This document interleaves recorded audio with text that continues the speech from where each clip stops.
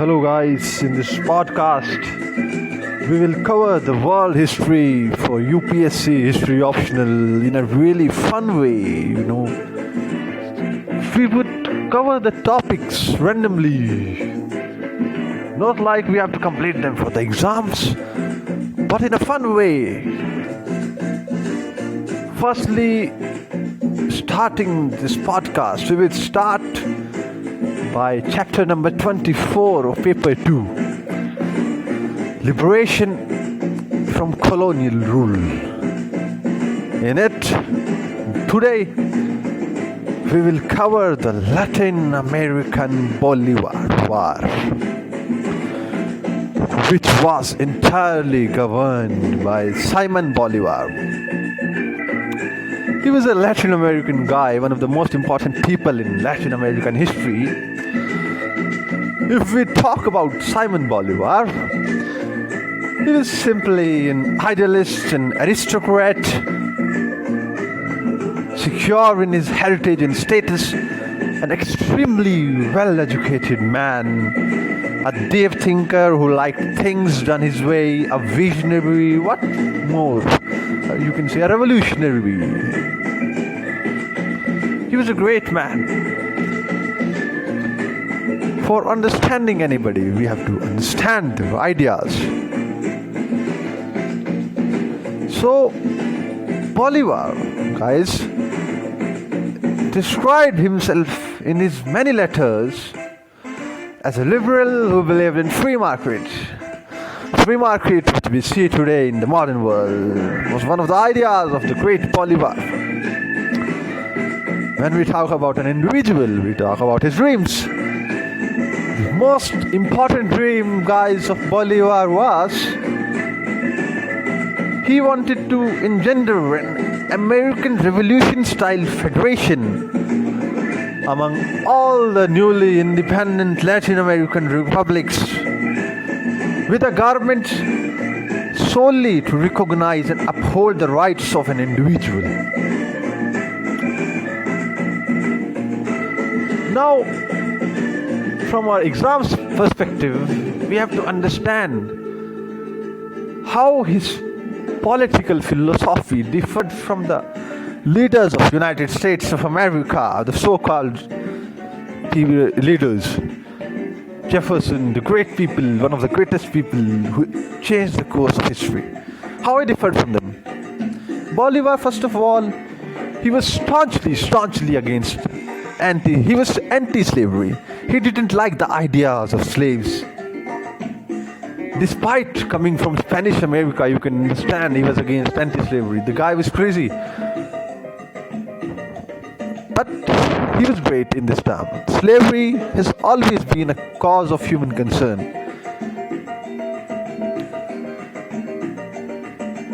So, number one, we could say he was anti-slavery. Secondly, and perhaps more importantly, while the guy admired the government of the United States,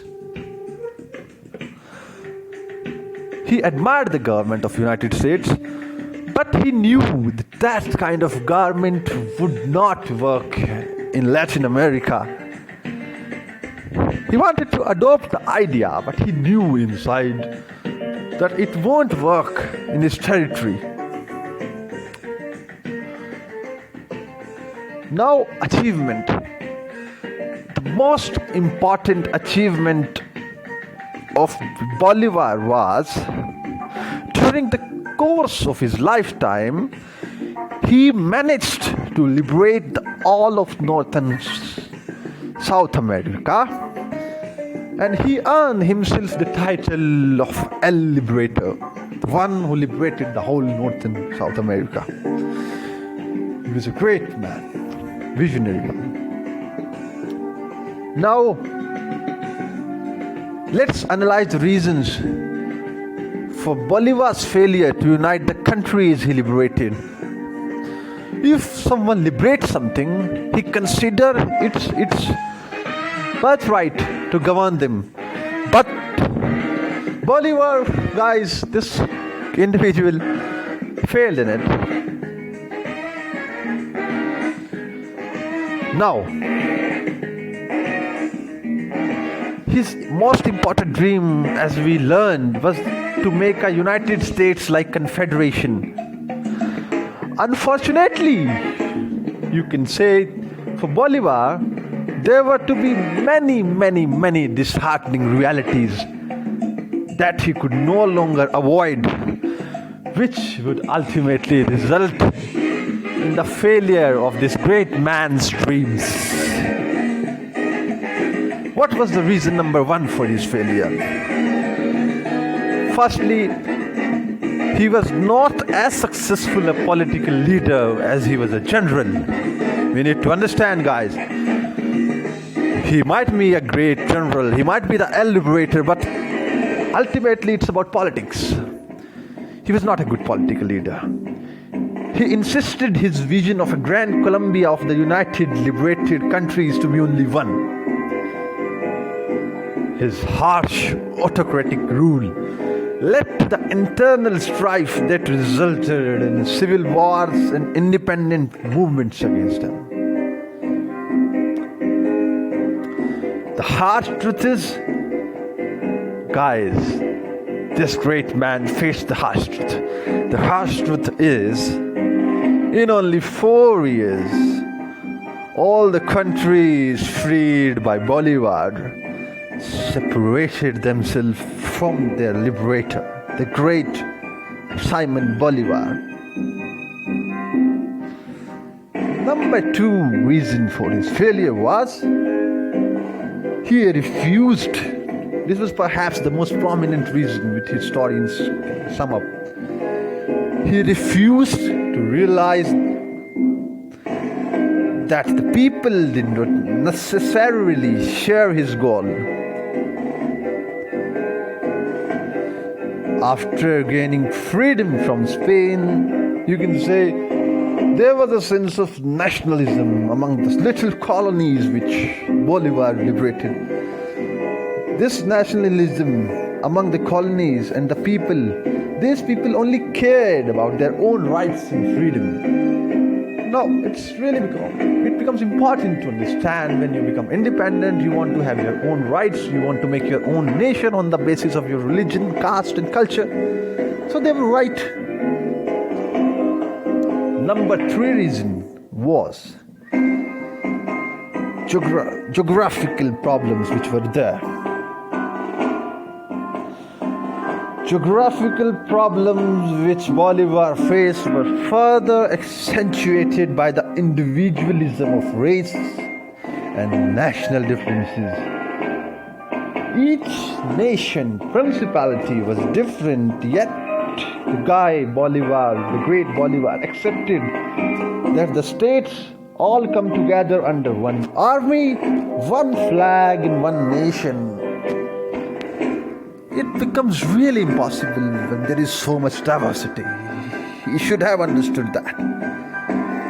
He expected Colombia, Peru and Bolivia to come together under the Bolivian constitution, which would cause rivalries between the Colombians to rise. Now, guys, we would understand the conclusion and sum up. In conclusion, one realizes that Bolivar refused to accept the state's newfound nationalism as a strong and important factor to understand the differences among states. Secondly, Bolivar, against his earlier judgment, attempted to manage a republic over too vast a geographical area. Covering so large geographical area always becomes difficult for any individual. It doesn't matter how great he is, as he would not be everywhere at once. So, such a large republic became increasingly difficult to maintain. Eventually, which led to individuals acting freely on his presence. So, this was how the Latin American Bolivar event occur. Thank you guys. This was all about today's podcast. We will meet again. Have a great day.